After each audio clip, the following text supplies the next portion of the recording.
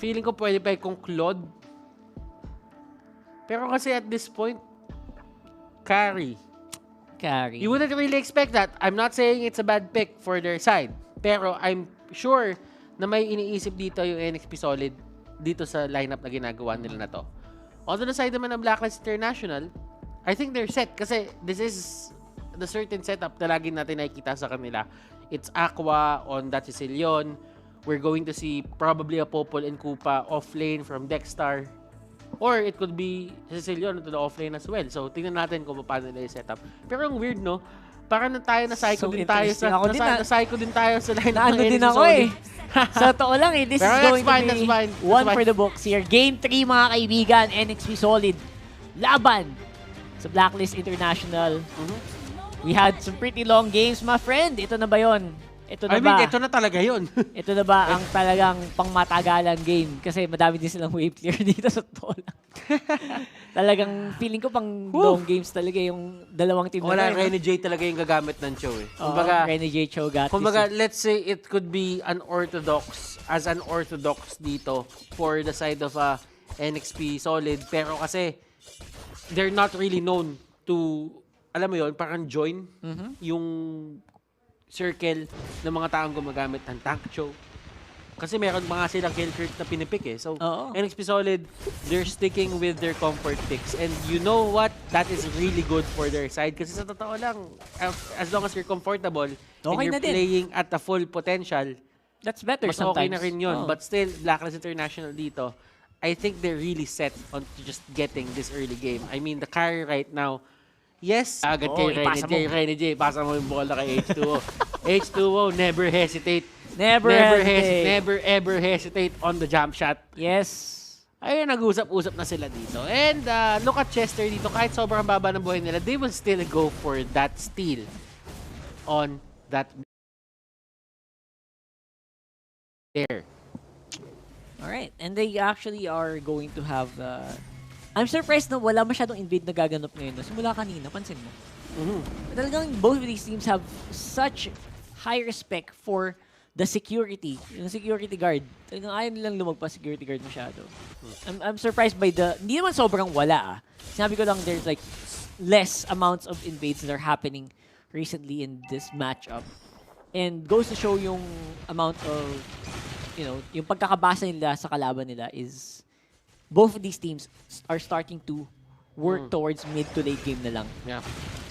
Wala nang masyadong greedy for the early game. Alam mo yun, kumbaga, ano kasi, yung setup din kasi na NXP Solid dito, they can't really go in for game number 3 dun sa may area na yon for the blue buff. So right now, nahuli nila si Eson and this might be the first blood of the game. Tignan natin, MB is actually there. Flicker and catches Eson. Aqua as well. Pero tignan natin dito kung paano aalis si MB. The ultimate coming out from Aqua talagang pinofocus yun na pinofocus si MB. One more hit. That could be it. Full clip dito with the execute cleanup crew. Pumasok na lang siya. Nabunggo siya ni Yawi dito. Tempest of Blades. It's there. At mapupoke niya pa ng isang best Chester. That is going to be your trade para dito. Akala ko takas na yun eh. Actually, it looked like it was going to be an escape and full clip was going to be necessary to clean that up. Sabi kasi kanina MB siguro, ganito mag first blood, tas ang problema na counterplay lang. Pero again, it looks really good so far for both of these teams. I would say na yung Turtle is going to be the next, I think all into dapat for Blacklist. They need this Turtle either on... Oh my God. And they have the, they have the priority. They have the priority kasi may retry sila eh. They have the better early game as well. Walang retry dito si H2O. Unlike dun sa mga former games, yung previous games na meron sila dito sa series na to. But let's talk about that later as Yawi is just tanking up everything. Tingnan natin kung sino nga ba makakuha nito. Will the retribution count? Yes, it will. Ultimate dito. Flowing blood. Kailan papasok? Hindi niya ipipilit. And that is going to be a win for the side of Blacklist International. Ayaw talaga. Ayaw talaga. And to be honest, you hit it on the dot there. Yung power ng Blacklist on the early game is going to be on full clips retry, which is hindi naman basta-basta. Alam mo yung pag naka-purify si Carry, it's not something you can use right away in battle. Especially when taking those big objectives. So, ang plan nila dito, for NXT Solid to get objectives, they need to zone out. They need to win a team fight muna para mas konti yung magiging aagaw. Napaka-importante ng pick-off. Napaka-importante Pick-off ng pick-off para dito sa for the NXT. side of NXT Solid. Pero, ngayon kasi, kung titignan nyo yung lineup nila, since wala silang retribution, they have no priority whatsoever doon sa may mga turtle, doon sa Lord as of now. Maybe later if they win fights, pero kasi retribution isn't really everything. Kumbaga, it just sets you up para doon sa mga certain fights na mangyayari pa sa mga susunod na, sabihin natin, sa mga susunod na oras ng game na to. Right now, 5 minutes into the game pa lang tayo, we only had our first turtle take dito for the side of Blacklist International. NXP Solid, they're really taking their time. Kumbaga kanina, aggressive talaga sila to take the fights dahil naka-lance. Ngayon naman, since nakaka-carry sila, pacing lang. Hindi pwedeng masyadong action. Hindi pwede. Hindi pwede. They need to slow down as much as possible. Pero looks like Blacklist naman gusto namang dumire-diretso sa labanan. With Full Clip getting another kill there. Orange and turtle buff on this Ling is just so good. Oh, pero doon sa may baba, nakikita mo naman dito, nakaalis na si Edward agad-agad. And that is going to be the certain advantages of winning or having a better hero para doon sa isang side lane mo. Kumbaga, nagkakaroon siya ng priority din doon para i-take down yung turret. And right now, NXP Solid, may access na yung Blacklist International dito doon sa may purple buff area nila. That's right. And the buff's gonna be important, but ito ang mas importante. Itong turtle buff na to, pasok Chester into that Raging Sandstorm, not gonna be hitting anyone. Ang away ngayon is on! The turtle secured once more by Full Clip, at ito na ang big team fight. Masakit sa likod si Aqua. And si Eso naman hindi na kayang tiisin ang bawas din ng NXP dito. Lalaban at forward si Yawi. Disengage muna. For the meantime, it's a 1-for-1. Turtle on the side of Blacklist. Okay, good yung ginawa ng Blacklist International doon. Alam nila may priority sila, kaya pinilit nila yung pag-take ng turtle na yon. Ang ginawang tama doon ng side ng NXP Solid is they take down Full Clip agad. So, ibig sabihin, yung turtle buff, naglaho lang. Tama. So, hindi rin na-utilize yun totally. So, deny kumbaga. Deny. It was denied. Nakuha yung goal pero denied pa rin. Exactly. And top lane naman, makuha ng NXT Solid ang Torre. Pero lang laban, titignan natin kung sila pa rin ang makakuha. Pasok naman si Chester. And Chester dito, siya ang naipit sa may gitna. Yawi dito, will he get caught out? Naklap yung gulong. Nakalap yung gulong. Nakalap yung gulong. Hindi, matibay na gulong yan. Matibay. Matibay na gulong yan. Hindi mapaplat ng basta-basta yan. Oo. And I think that's fine. Getting a tower is good, tas disengage. That's what NXP needs to do. Again, habang tumatagal to nang wala sila masyadong na-suffered na losses, hanggat di sila nawawalan ng Torre, okay si H2. Okay. Tatagal at lalakas tong carry na to. Kailangan lang, yung ibang miyembro din nila is kaya makipagsabayan mamaya. Diba? Kailangan hindi papers. Yun yung ginagawa dito ng NXP Solid. Kumbaga, sige, nananalo sila ng fights, nakakuha sila ng pick-offs, pero hindi nila nakukuha yung turrets natin dito sa may mid at sa may top basta-basta. So, there is time for NXP Solid to react. Katulad nga nung game number 2, sinabi natin na if nag-scale dito si Alice, magiging malaking problema yon sa side ng NXP Solid nung game number 2. Tama. Ganito din naman yung sitwasyon ngayon. If mag-scale tong Alice at nakuha niya yung souls na kailangan niya to get to 50 stacks, nako, yun na yun. that is going to be the start ng pagkakaroon ng problema sa isang Alice dito. Nelson, hinahabol ng gulong na may tinik. Makakatakas ngayon, hindi. Full Clip going on the chase though for carry. Tempest of Blades going out. And nahila silang lahat ni Kuya Aqua. Dexter very low as well. Pero si Tams nagtatrabaho sa baba. Ako po, hindi nababansin si Kuya Tams.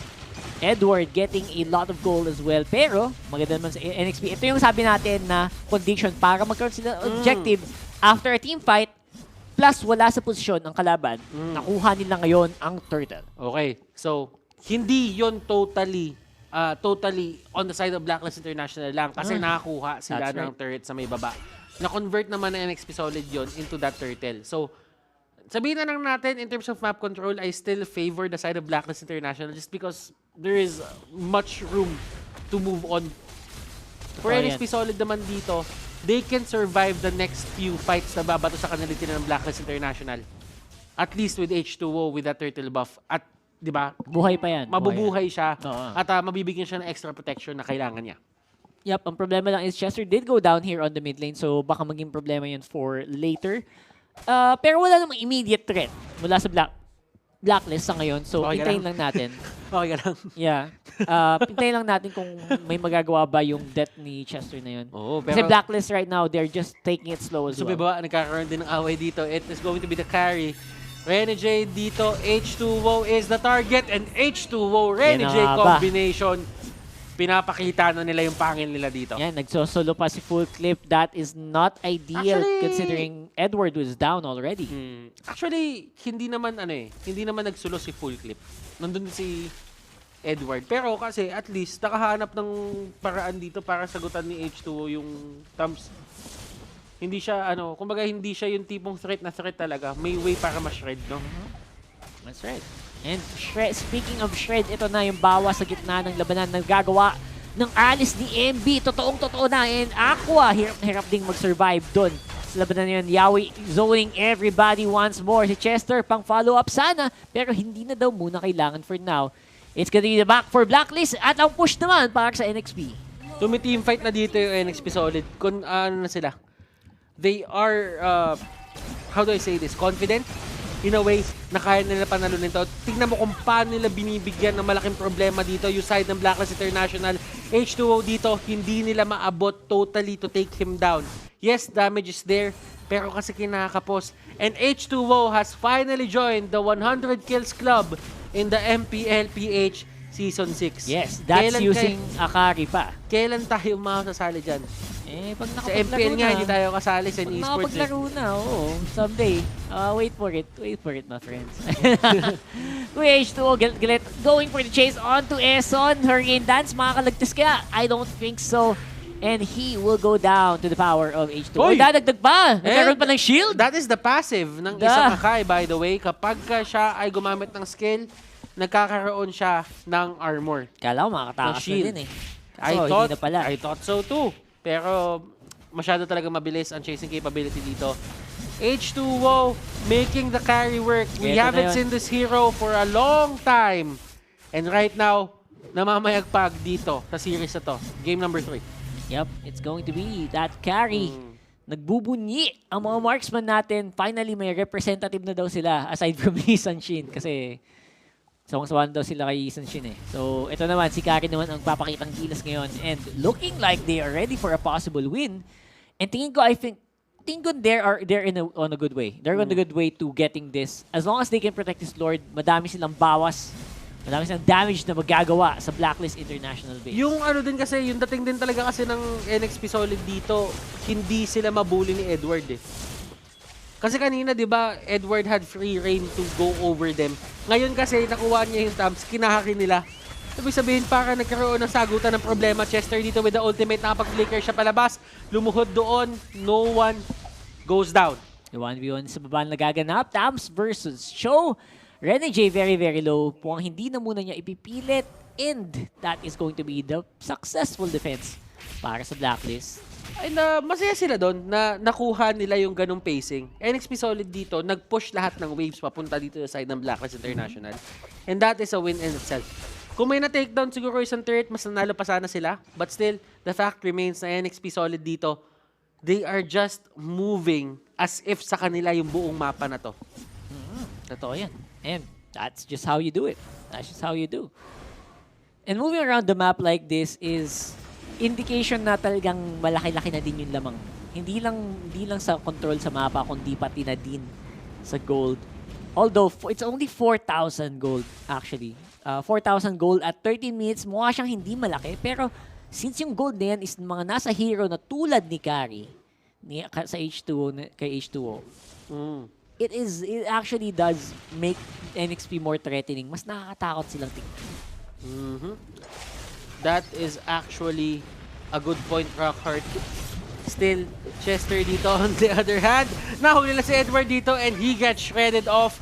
Peel composition. Rose Gold Meteor going to H2O. Tignan natin dito kung paano pipigilan ng Blacklist International yung pagtulak dito ng side ng NXP Solid. They lost one person. How will they hold And look at this, MB going in with the ultimate. Tignan natin, Eson dito with Lumalaban pa Hurricane rin. Dance.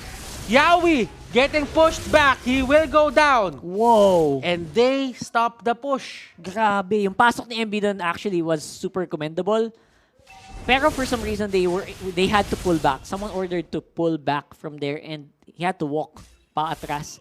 While the rest of his team just suffered so many hits. So many turret hits as well. Let's go and look at the replay dito. Hashtag Shave the Day on the Gillette Instant Replay. Maganda yung pasok ni Yawi kasama si MB. Pumuwersa na pa-forward pero looks like ang naging problema dun is they were trying to look for Full Clip who was in the Tempest of Blades at that time. And si Chester, napakababa din dun sa laban na yun. That's why they needed to back off. And that was the Gillette Instant Replay. Hashtag Shave the Day. Rockhart, pacing ng game natin ngayon. Carry is doing work. Yeah, he actually is doing work. H2O, 6-0-1-4. Kahit na medyo nag-fail yung ibang team fights nila, they're still making it work for H2O. He's not suffering any... Patatawag ba nating fight? Kasi what they go for is pick off muna tapos tsaka sila sumahabol eh. Well, fight kasi apat naman silang magkaharap. Oh, so, sabagay. hindi yun pick off na like mag-isa lang sa mapa. Yeah, that's true. Yeah. So, it's a fight. Overall, I think siguro they were happy with 1 kill pero again they maybe they underestimated the power of Blacklist under the tower. Okay. Totoo. And kahit si Popol and Koopa dito, nagkakaroon din ng problema yung alaga niya eh. Nasasaktan eh. Unless kontrolin mo talaga yan na hindi siya maabot ng carry, masasaktan. talagang mag-unload si mag-unload si H2O dyan eh. And this is percent HP damage. So kahit gano'ng kataas yung HP niya, hindi siya ganun kasakit. Hindi siya ganun kakakunan. And kailangan pa rin nila mag-ingat dito. They still have the retribution onto the other side. Full clip dito. He is going in, trying to actually take down someone. MB dito will be the first one to go down. And look at this, Rene J going to the backlines. Aqua dito, iba yung nasipa ni Rene J. Pero sabi niya, kakayanin pa rin naman yan, pero he will actually go down. And that is a godlike for H2O. Nahuli nila dito si Edward tsaka si Eson. Aqua, Dexter, full clip. How do you fight this? Okay, that's gonna be it. That's a problem. Because buhay si H2O. And actually, full clip is alive naman din naman, pero I don't know. It's gonna have to be another defense game. Napaka-defensive ng dalawang team na to, sa totoo lang. Minsan, feeling ko sumusobra na eh. On a Gillette Instant Replay, we will definitely see na ang laking bagay ni Eson keeping everyone alive in that matchup. At considering yung lagay din ngayon ni Edward, he is not as tanky as he thinks he is. That's why sobra din yung dive niya going to H2O. That's why na-take down din siya sa laban na yun. Actually, shoutout kay Manjin. Napaka-lupit ng galawan niya. Rinig na rinig yung galawan yun sa may gilid. Pero alam mo, Dexter dito, ang sabi naman niya, down. Parusahan natin yung dalawang support nila. Yawi and Chester, they go down. Is this a time na dapat kumuha ng Blacklist International ng Lord? Dapat na yata kanina pa eh. Because they backed off. And now, pabalik na ulit si Yawi sa mapa. That was a 3v5. For a solid how many seconds? Meron silang ibang plano, Rockhart. They go in, 7-0-5 pa rin dito si Carry, H2O. Sino-zone out sila ng isang aso. Tignan natin kung paano nila gagawin to. RNJ dito, nandun sa may backlines. He is the primary target dito for everyone onto the side of Blacklist International. They're trying to take them down. Jit Kondo, knock-up is there. He's still alive. He will go down. MB dito, nahuli silang tatlong magkakatabi. Surprised! Winter Truncheon, Aqua dito, getting caught out. Full clip on the other hand, nandoon sa may gitna. He's trying to push, he's trying to set the pace para dito sa may Lord. But his allies will go down. Yup, at kinokontrol din siya ni Chester na hindi siya basta-bastang makapag-clear ng wave ng dire-diretso. So he's always being forced to back off. Now this Lord, walang kasamang pupush dun sa bot lane. And feeling ko, that is a very good thing para sa NXP. They basically just nullified the Lord take by taking kills of their own after that team fight. So, I'm very curious to see how fast NXP got that. And reset na naman tayo dahil Longest Reset. games. Longest games na Reset naman. na naman tayo. And yun yung naging tempo natin. Ito yung naging tema natin for the 2 games na meron tayo. Road to greatest games. And kung mabilis tong game 3 na to, anticlimactic yun. Sa bagay, nga eh. No? Oh. Napaka-weird naman nun. Parang minadali. Kung 12 minutes, tapos agad. Hindi! Sabi ni Ginoong Valdez, todo na natin to. And it is happening. We are on the 20-minute mark almost. Oy, teka! Teka, grabe naman yun! Ayan, Raging Sandstorm palayo, pero nasunog na siya ni Edward with the Molten Sights. Tower goes down in mid, and they are now collapsing onto the middle of the pit. Nahuli na si Folklip dito, Rene J, with the heads-up play. Aqua, kinakalmot-kalmot siya ni Iori dito sa may likod. Pero Eson, siya ang susunod na tutumba. Rene J, talagang gustong-gusto niya dito makuha si Aqua. He will go down as well. Dexter dito, last target, final target for the side of Blacklist International. And they are going to march on. Nagmamadali dito yung mga members ng NXP Solid. This is the long march. This is the long march. Sige, sa inyo ang Lord, amin ang base! Sa inyo ang... Oh my goodness, NXP. Oh my God, Sa NXP. haba-haba na nangyari, they return the favor. They win this series. 2-1. NXP Solid. Pangalawang beses sila nakita. They got over the hurdle. They are over the hurdle.